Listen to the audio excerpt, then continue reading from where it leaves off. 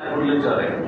আর তারপরে যদি বলি যে আমি বা আমরা যারা এখানে মানুষগুলো আছে আমরা তো নাই, বলতে গেলে আমরা নাই, কিন্তু আল্লাহ তাআলা এত বড়, এত রহমানুর রহিম এবং ন্যায় বিচারক এবং সবার ব্যাপারে এত খবর রাখেন যে পৃথিবীর তুলনায় আমরা কোথাও না থাকলেও আল্লাহর ডায়েরিতে কিন্তু আমরা আছি, প্রত্যেকে আছে। ছবিরা, জলিনা, রহমত, আব্দুল, করিম, জব্বর সবাই আছে এখানে। হিন্দু, মুসলিম, বৌদ্ধ, খ্রিস্টান, অন্যান্য ধর্মের যারা আছে সবার নাম কিন্তু আছে।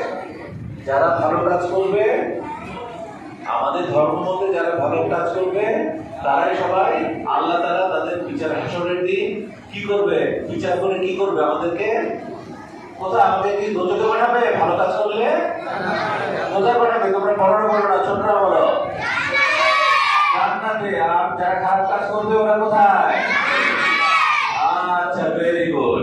এই যে যেমন আমাদের ঈমান, প্রথম হলো আমাদের ইসলামের, যেহেতু মসজিদ এখানে আমি সেই জন্যই আরম্ভ করছি, আমাদের ইসলাম ধর্মের মূল ভিত্তি এই যে কলাম আছে না, যে কলাম, এই যে কলামের উপরে যেমন দাঁড়িয়ে আছে এই বিল্ডিংটা, এমনি মূল পাঁচটা ভিত্তির উপর দাঁড়িয়ে থাকে।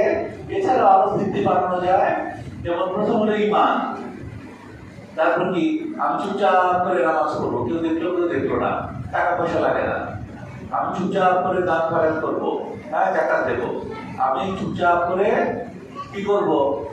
আমি চুপচাপ করে আর কি করবো বলো? হজ করবো সবার পরে। ঈমান, রোজা, হজ, যাকাত আর নামাজ। ঈমানের পরেই নামাজ পড়তে হবে। এখন ঈমানের কিন্তু অনেকগুলো অংশ আছে, আশা করি তোমরা জানো। ঈমান, একজন ঈমানদার ব্যক্তি কি ঠিক থাকতে হবে?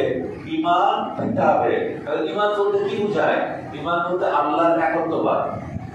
পৃথিবী সৃষ্টি করেছেন, শুধু পৃথিবী নয়, বিশ্ব ব্রহ্মাণ্ড সৃষ্টি করেছেন আল্লাহ তাআলা, এটাকে বিশ্বাস করতে হবে। এবং তিনি একক, অদ্বিতীয়। ঠিক আছে? তিনি ছাড়া আমাদের কোনো প্রভু নাই, আমাদের কোনো মাবুদ নাই। তিনি আমাদের সৃষ্টি করেছেন, আবার তিনি নিয়ে যাবেন। তিনি আমাদেরকে মাটি থেকে তৈরি করেছেন, আবার মাটিতে মিশিয়ে দেবেন। তিনি আমাদের পুনরুত্থান করবেন। যত